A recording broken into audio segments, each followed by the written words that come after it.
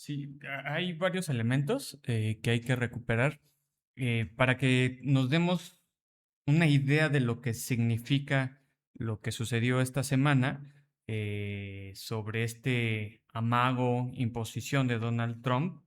Hay que tener en cuenta que el 40% del petróleo que es producido, perdón, necesitado en ¿Consumido? Cuba, es proveniente solo de la misma producción cubana, es decir, Cuba solo se hace cargo del 40% de su petróleo. El resto, es decir, 60%, provenía de Venezuela, de Rusia y de México. Desde luego, Venezuela ha quedado cancelado después de la invasión y el secuestro del presidente Nicolás Maduro y Cilia Flores. Eh, y ahora, con esta medida, que es dirigida especialmente para México, se está imponiendo un bloqueo que pugna para que efectivamente haya una crisis humanitaria en Venezuela y que se sume justamente a lo que ya venía sucediendo desde hace 60 años. En Cuba. Esa Cuba revolucionaria viene sosteniéndose durante décadas de un bloqueo económico brutal. Digamos que entre marzo de 2024 y febrero de 2025, las pérdidas por esas sanciones económicas son de 7.556 millones de dólares.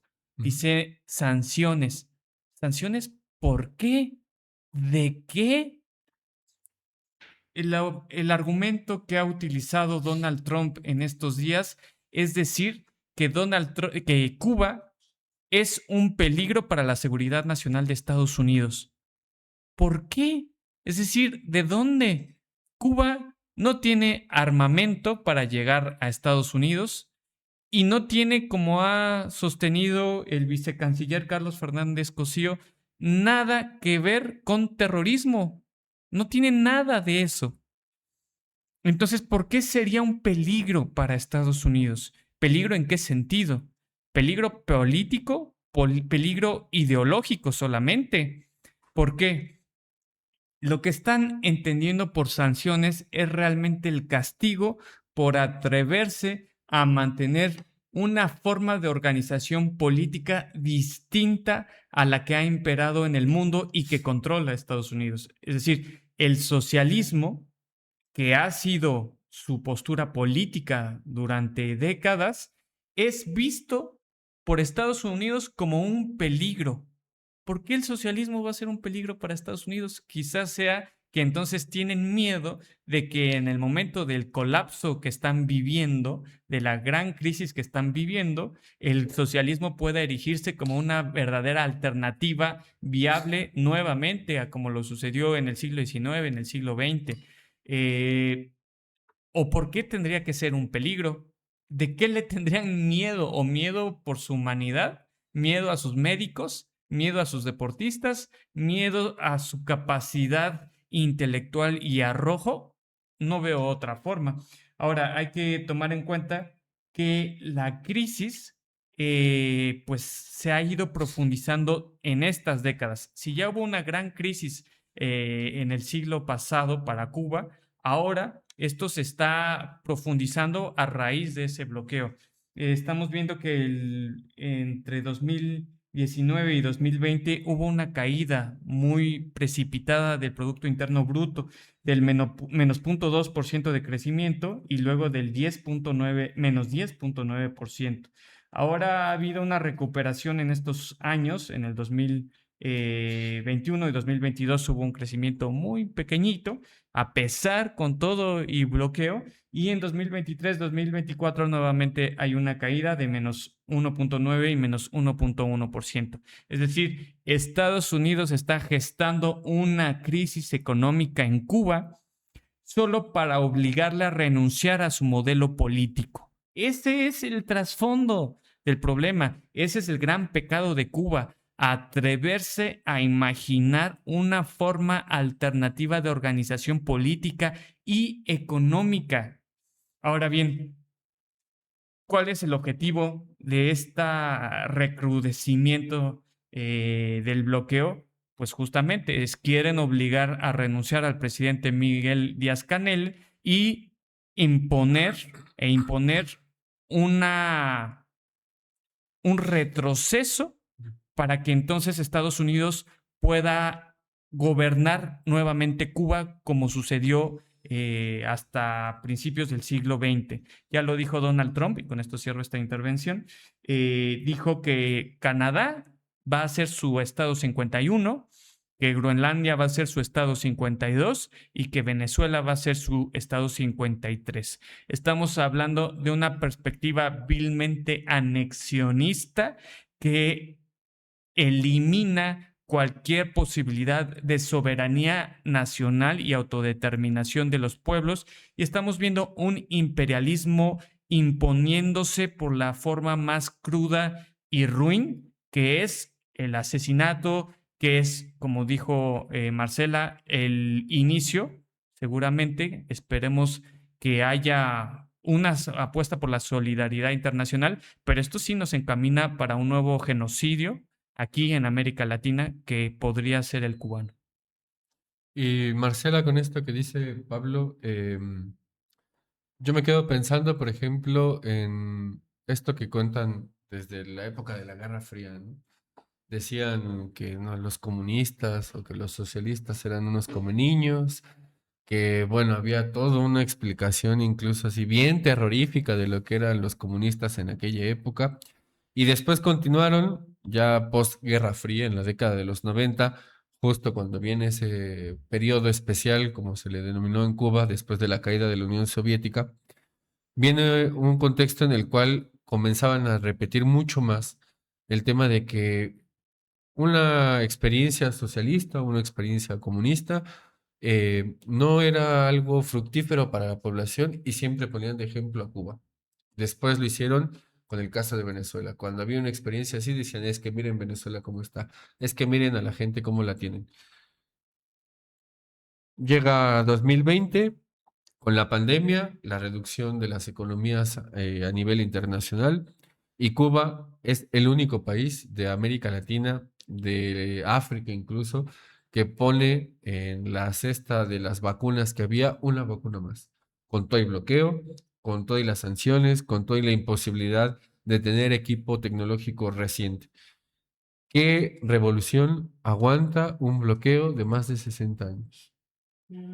Pues aquella que tiene muy, muy claro su objetivo permanente en la vida cotidiana y que hace cuerpo de esas frases que no es un eslogan como hasta la victoria siempre o patria o muerte. Es decir, una revolución que comprendió que el imperialismo iba a ser un acecho permanente en un sistema colonial y colonizado como son nuestros sistemas políticos y sociales. Es decir, la victoria de la Revolución cubana coloca al ser humano como en el centro, como el agente responsable de su historia, ¿no? Depende de él lo que hace, depende de él su futuro, de su práctica cotidiana, de su hacer en el pensar que es uno mismo, ¿no? Con la acción también. La revolución no solo ha cambiado la perspectiva histórica, o no solo fue un apoyo para entender lo que pasaba en el siglo XX, es decir, si pensamos en la revolución cubana en plena Guerra Fría, habrá tenido unas cualidades específicas de ese macrocontexto y hoy tiene otras en este macrocontexto y sin embargo se sostiene. ¿Qué es lo que lo sostiene? Bueno, ser la contraparte y la permanente denuncia del genocidio que hay contra América Latina. Hace rato dije un dato, ¿no? O sea, cada año en el mundo mueren más de 564,000 personas y la mitad de esas son niños menores de 5 años, con datos relativos a las sanciones de Estados Unidos. 25% de la población del mundo es objeto de estas sanciones. O sea, nosotros vemos esta revolución directamente, además geográficamente Cuba está aquí a la vuelta, es muy cercano culturalmente, es geográficamente también cercano y por eso también a lo mejor comprendemos de manera más clara lo que es el bloqueo, pero lo vive parte del mundo. Más de 2,000 millones de personas hoy más bien a lo largo de 2,000 millones de personas han sido sujetos a sanciones económicas o tienen que ver, ¿no? con este genocidio permanente. pues, ¿qué estamos viendo? Que va a venir una serie de amenazas reiteradas contra el gobierno de Cuba.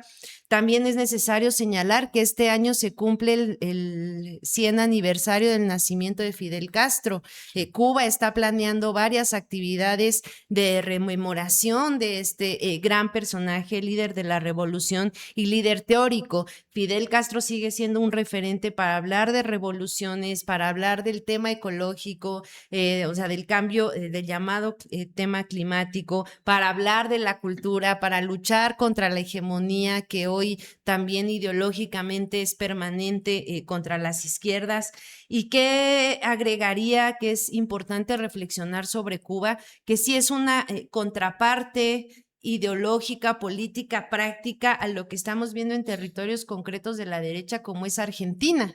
O sea, mientras Cuba dice patria o muerte, Milei dice regalo o muerte, ¿no? Te doy lo que quieras a cambio de que me aceptes en la Casa Blanca, te entrego el territorio, los recursos y demás. Un gobierno que odia a su población, que lo dice, que lo expresa, que le grita, que maltrata de manera evidente y no es objeto de ninguna sanción por parte de ningún periódico internacional. Mientras Cuba, después de esta declaración, además de esta prohibición sobre el petróleo, va a sufrir obviamente de un embate comunicacional importante. Parte de las estructuras que se dañan o que inmediatamente son afectadas cuando hay un bloqueo son incluso las estructuras de comunicaciones. Entonces estamos ya viendo un bloqueo informativo que tampoco es nuevo, no nos llegan noticias, nunca escuchamos de viva voz a Díaz-Canel, nunca, Cuba no existe en los medios más que como relato hegemónico de lo que dice Estados Unidos.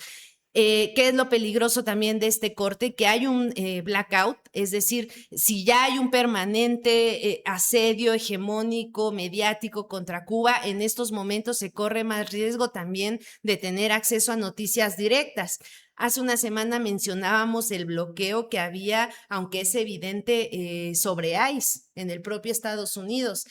Ante ese bloqueo mediático y de información posible también está Cuba. Por eso es a la par de una conciencia histórica y de exigir a nuestros gobiernos que apoyen a Cuba, que creo que eso es importante en el movimiento social mexicano, que hoy quede claro que no es solo suficiente la ayuda humanitaria, que no se trata solo de enviar alimentos, sino que Cuba nos necesita y Cuba necesita el petróleo y de naciones hermanas a las que Cuba además ha apoyado, porque la idea de que Cuba solo recibe y no apoya, ¿no? Se encuentra ahí sentado esperando a que le ayuden, también es falsa. Cuba apoya al mundo de manera estratégica y demasiado importante con médicos, entre otros elementos, pero los médicos que han llegado a Bolivia, a Chile, a Venezuela, a Perú, al propio México, efectivamente, Andrés Manuel hablaba todo el tiempo de esta necesaria relación, el médico cubano apareció en los medios como un agente importante, esa conciencia también es relevante de decir, bueno, si nuestros gobiernos no son suficientemente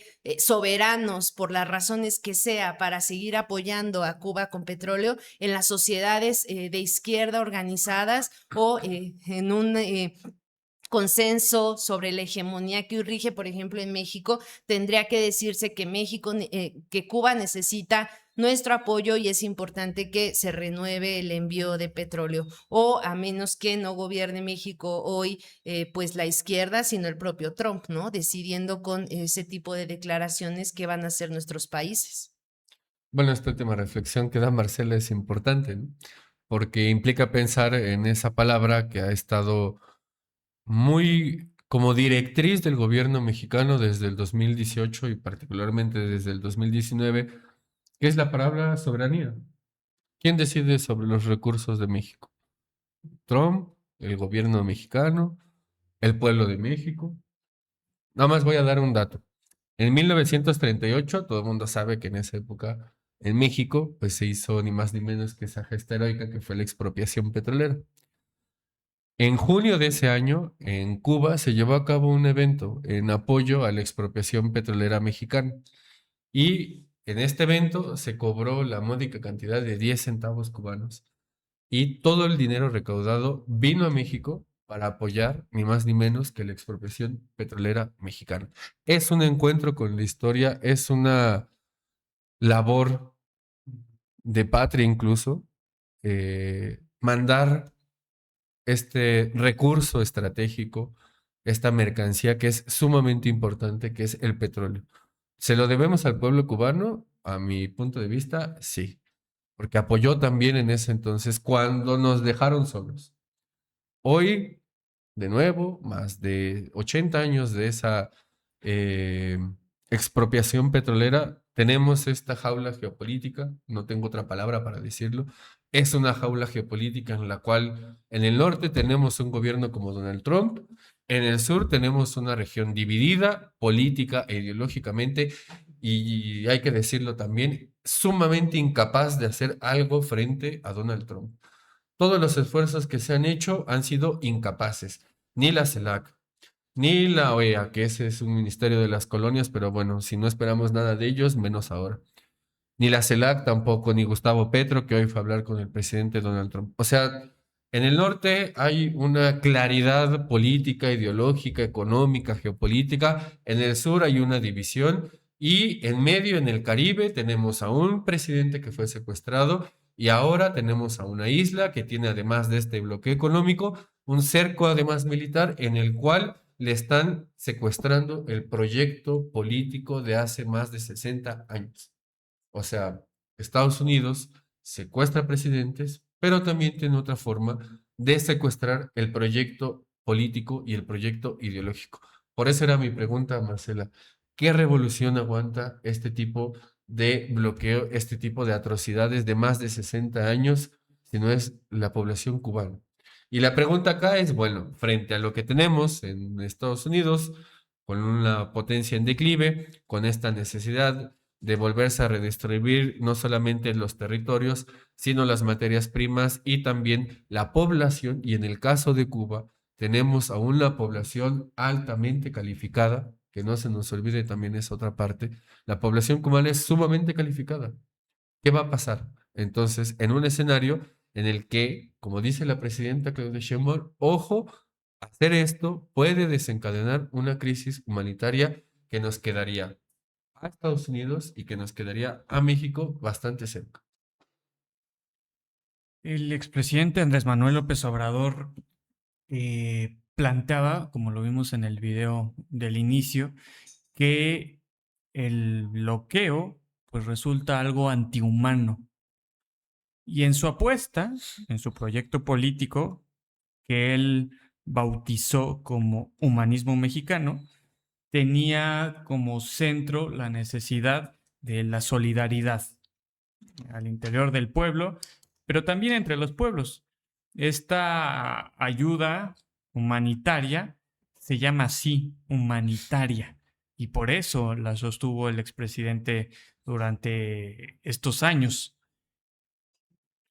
Es humano, humanamente necesario el respaldo a la isla. Me preocupa que en vez de, ante la crisis, apostar por la solidaridad entre los pueblos, se apueste a un cada quien que se rasque con sus propias uñas y sálvase quien pueda. Porque justamente, si esta es la línea política que va a asumir el concierto internacional, entonces no vamos a sobrevivir. Eso es más que claro. La idea de un colapso ambiental ya está encima y no vamos a poder sobrevivir si no es apoyándonos unos a otros. Y si ante el primer conflicto serio que nos planteamos decidimos abandonarla, entonces ¿quién va a meter las manos por nosotros después? Bueno, Es, sucedió en Gaza, ¿no? es que Gaza ya estaba sentando el precedente Claro. de cuál va a ser la intención y están yendo uno por uno. Gaza, Venezuela, Cuba. ¿Por qué no irían contra México después? Ahora, yo lo mencionaba en unos programas anteriores, la idea ¿de verdad el tema de los aranceles va a detener nuestra política? nuestra propia apuesta soberana y autodeterminativa? Porque parece que ahora los países están agazapados con el miedo a los aranceles. ¿Cuál es el miedo a los aranceles? Si aumentan los aranceles, van a poner en conflicto a los empresarios nacionales. ¿Está en riesgo el Tratado de Libre Comercio? Sí, es cierto todo eso. Pero aquí el problema es, con una apuesta por la supervivencia de la humanidad, ¿qué pesa más? ¿Los aranceles o miles de personas muriendo de hambre? ¿Qué pesa más?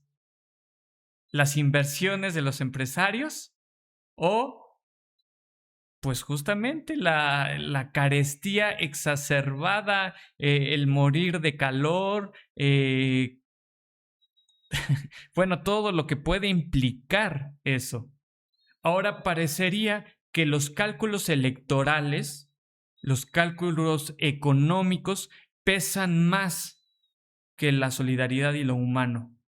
Entonces yo me pregunto, ¿qué tanto de humanista tiene esto? Si el mundo está perdiendo su propia humanidad, como ya advertía Silvia Federici, entonces, ¿qué es lo que vamos a estar defendiendo? ¿Los votos de las próximas elecciones para que los gobiernos continúen en el poder? Eso, si lo ponemos en la balanza de la supervivencia del planeta y la especie humana, pues no tiene parangón, no tiene punto de comparación. Ahora, yo me pregunto, ¿qué es lo que quiere el pueblo mexicano? Porque efectivamente sé que hoy día hay sectores ultraconservadores en la misma sociedad mexicana. Ya no solo estoy hablando del PRI y del PAN o de Salinas Pliego, estoy hablando de la misma sociedad mexicana. Estoy seguro que todos esos votantes del PRI y del PAN deben de estar ultra felices de que se detenga la ayuda humanitaria a Cuba y que se les someta a la posibilidad de muerte. Me queda claro que están felices y que se les está satisfaciendo esa demanda, esa expectativa. Pero yo me pregunto, ¿y el grueso de la población mexicana estará de acuerdo con esa medida? Si es así, es preocupante. Es preocupante que entonces las y los mexicanos se estén más concentrados en que los empresarios sigan ganando y no reciban más aranceles, en que la apuesta sea específicamente comercial y no humana. Y si es así, yo me pregunto, entonces, ¿qué tan profundo es el sentido cultural de la Cuarta Transformación? ¿Qué tan real y efectiva es la idea de la revolución de las conciencias? Porque si las personas están dispuestas a dejar morir a un pueblo hermano que está apenas unos kilómetros al oriente de nosotros, entonces, pues, ¿dónde estuvo la revolución de las conciencias? ¿Dónde estuvo la apuesta por comprender que es más importante la solidaridad que la economía? Es más importante la vida humana que el costo monetario. Pues parecería que entonces no caló. Y yo creo que ahí está el punto de quiebre y el punto de palanca. El pueblo mexicano tendría que exigir que eso se mantenga como una medida de emergencia y de ayuda humana, porque además no solo es que ayudará a los mismos cubanos, nos ayudará a nosotros y a nosotras mismas. Hay que comprenderlo. ¿Por qué? Porque si cae Cuba, México va a quedar agarrado en el puño de la política estadounidense. ¿No nos damos cuenta de eso o qué? Es decir, si nosotros aceptamos eso, estamos aceptando una violación flagrante a cualquier soberanía, incluso la mexicana, porque todo lo que pasa en Cuba también es parte de la seguridad nacional mexicana. Porque entonces implicará que nosotros no tendremos la capacidad de tomar decisiones soberanas y autónomas frente a cualquier cosa que nos mandate Estados Unidos. Si nos dice, les mandamos agentes de la DEA o les pongo aranceles, pues vamos a aceptar después los agentes de la DEA. Si después nos dice, ¿saben qué? Necesito que me incrementen el envío de petróleo a un costo mínimo, pues o les pongo aranceles. Pues entonces, ¿qué está pasando? Se está sentando un precedente de que vamos a aceptar cualquier cosa a cambio de que no nos pongan aranceles. Entonces, perdón, pero la estrategia de cabeza fría más bien se convertirá en otra forma de subordinación política.